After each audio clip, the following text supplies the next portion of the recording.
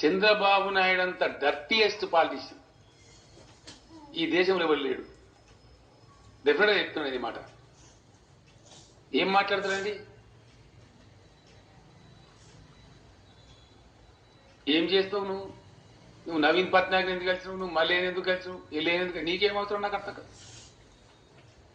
నీ ఇష్టమా నువ్వు మాట్లాడే సొల్లుపురాను?